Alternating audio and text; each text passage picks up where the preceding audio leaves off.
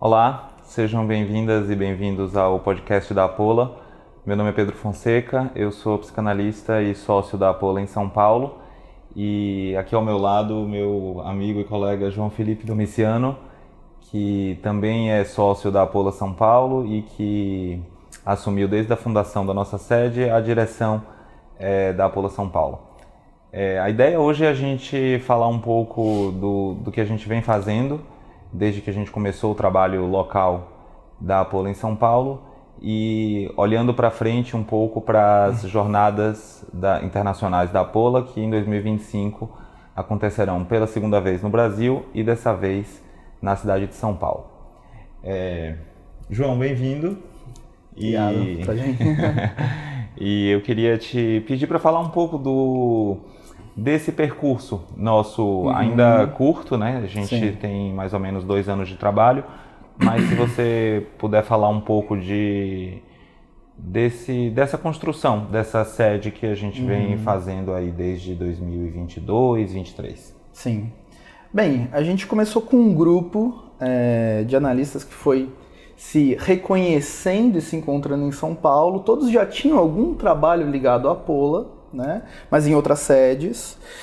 E foi interessante porque creio que o que foi nos unindo, né, a aproximação com o projeto Apola, eu vou chamar de projeto, né, enquanto uma via de pensamento, de trabalho, de pesquisa, é a ideia de ser uma associação de pesquisa, né? Talvez isso, vocês concordam comigo, mas uma ideia de que estamos trabalhando, estudando, de alguma forma, não tanto nos moldes de uma escola de psicanálise, né, com todas as prescrições do que é uma formação, então, análise aqui, supervisão ali, inúmeras pequenas regras e rituais. Então, uma associação de pesquisadores que trabalham em conjunto e que talvez tenham encontrado na Apola algo que sentiam falta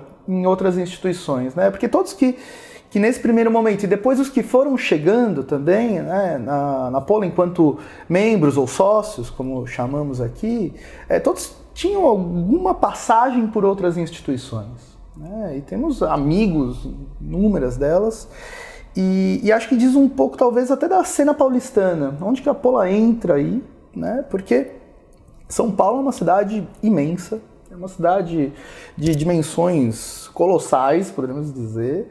Tem muitas e muitas escolas de psicanálise, das mais tradicionais, as menos tradicionais, das mais formalizadas, digamos assim, as menos, né? As mais artesanais, enfim.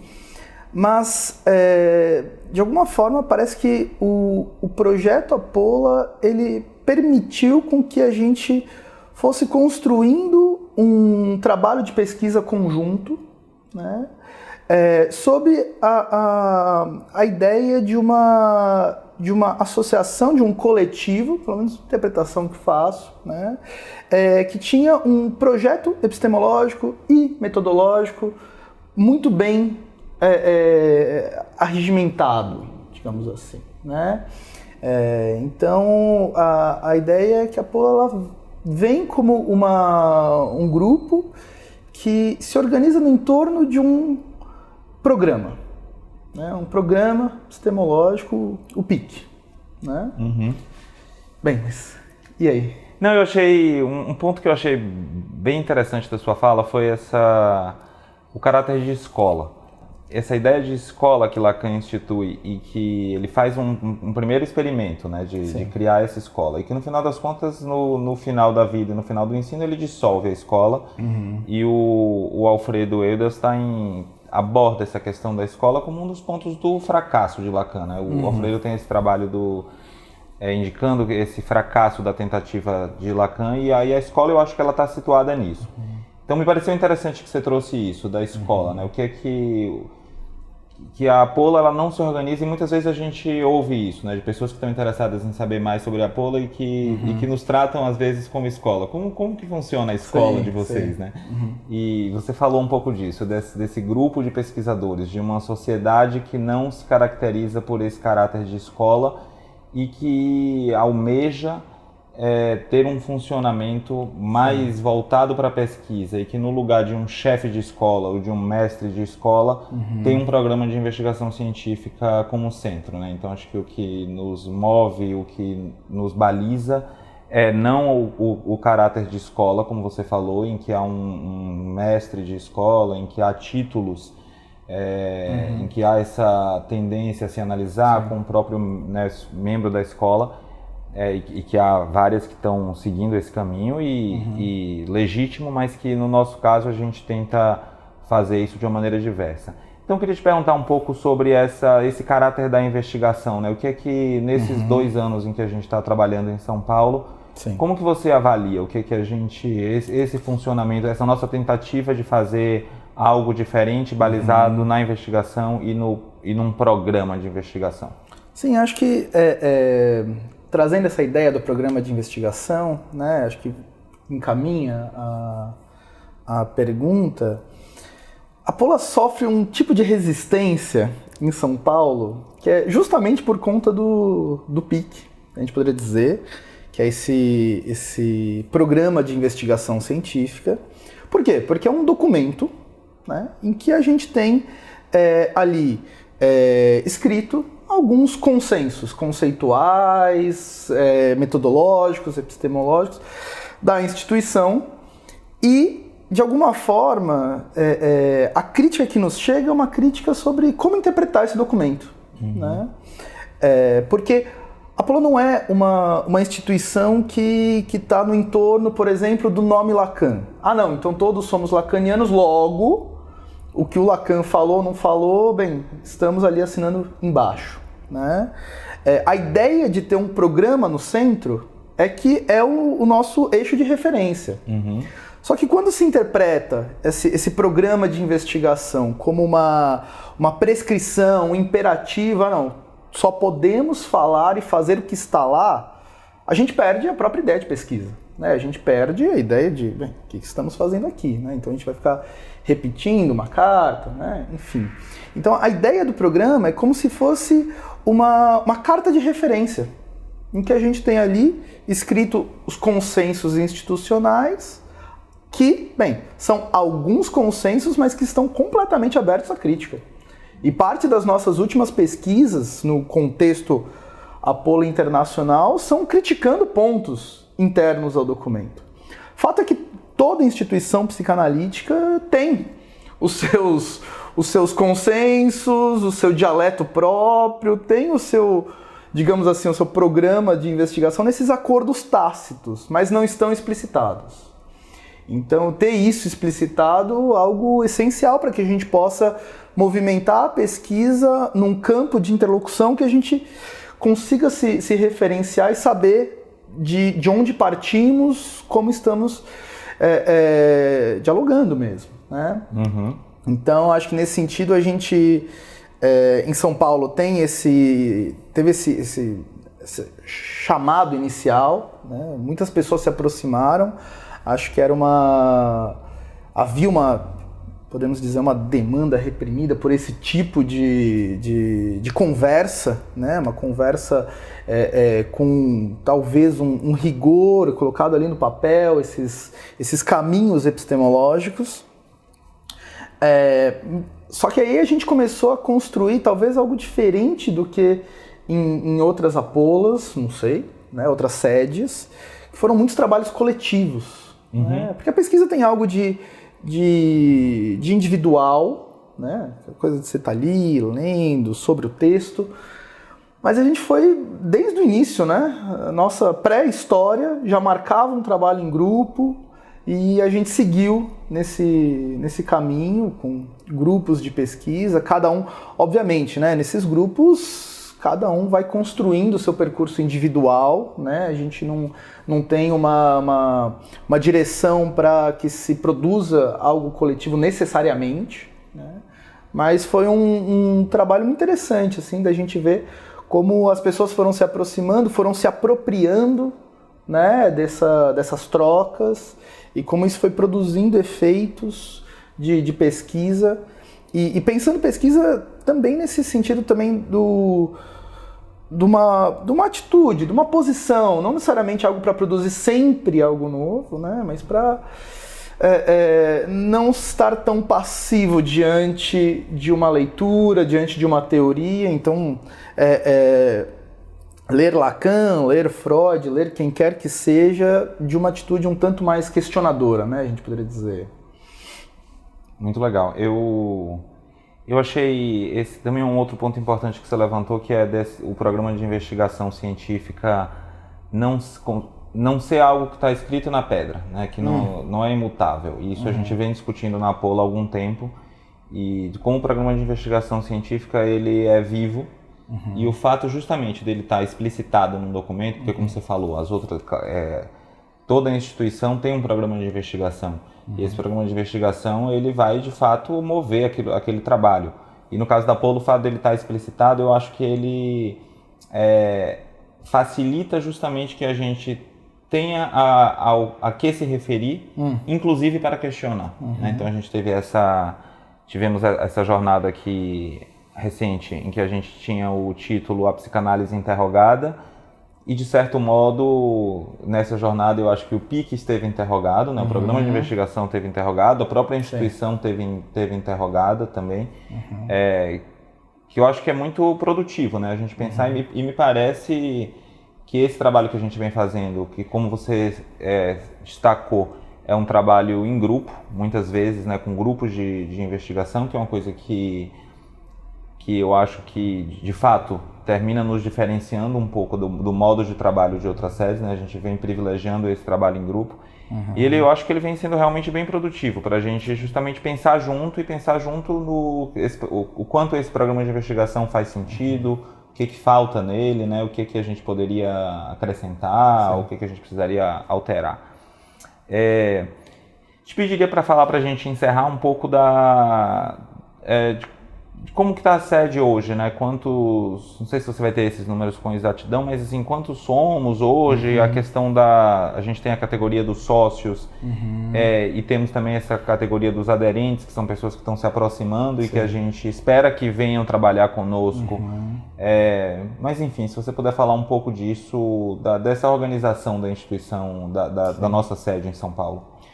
Então, hoje a gente tem, creio que aproximadamente 20 sócios, né, na nossa sede. Aí tem essa categoria, que é uma outra categoria de Apollo, que é a categoria dos aderentes, que são esses participantes que estão mais próximos da instituição, né, mas que não chegam a se associar de fato. E aí a gente tem um número expressivo, de algo como 400 aderentes, algo assim. Mas a Apollo tem por não ser justamente uma escola, né, ela tem uma abertura. Aliás, a abertura está no nome, né? Eu brinco que é uma instituição não monogâmica. Então, tem pessoas de outras instituições que são aderentes, às vezes até sócios de Apollo, e tá tudo bem, né? Acho que a questão é venha, contribua com o trabalho, com o debate, com a discussão. Acho que esse é o ponto principal assim, do nosso trabalho, essa abertura a um debate, até acho que o lugar central disso, um relato assim, pessoal, primeiro movimento de aproximação que eu tive com a Apollo foi muito curioso, porque estava procurando lugares, interlocução, né? Em um momento, no meio de um doutorado, uma crise de interlocução, e eu fui assistir uma apresentação em que um colega fazia uma crítica frontal a um texto de Alfredo, né? Que, bem, fundador aqui, né? E isso foi muito bem acolhido, né? Por todos os sócios, no sentido de que não era como se fosse assim, um crime questionar, enfim, né? E isso em outras instituições que eu tive presente, ou acompanho de relatos de colegas, por vezes dá um grande problema político, né, em que a instituição começa, enquanto efeito de grupo, a tentar, digamos assim, calar vozes dissonantes. Bem, a Pola, enquanto um espaço pautado no debate, plenamente cabível, e que se critique qualquer pessoa que apresente algo, está passível de ser criticado, e isso que movimenta, né, a nossa conversa. Assim. Então, acho que nesse sentido, é um espaço que está nesse processo de construção. E até trazer um outro ponto que é muito interessante, porque uma das grandes resistências que nós temos no contexto São Paulo é essa ideia da desambiguação. Uhum. Né? Porque, bem, a Pola, de alguma forma, ela traz um dos temas, um dos eixos, né? É responder à afirmação Freud não é igual a Lacan. Né?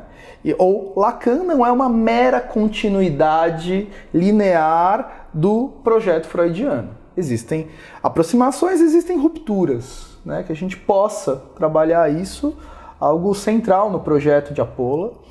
No contexto São Paulo, essa afirmação não é nova. Né? Acho que lá, essa ideia, já temos alguns colegas que trabalhavam isso há alguns anos, mas a possibilidade da gente construir um projeto de pesquisa coletivo a partir desse eixo, isso é novo, digamos assim. Uhum. Né?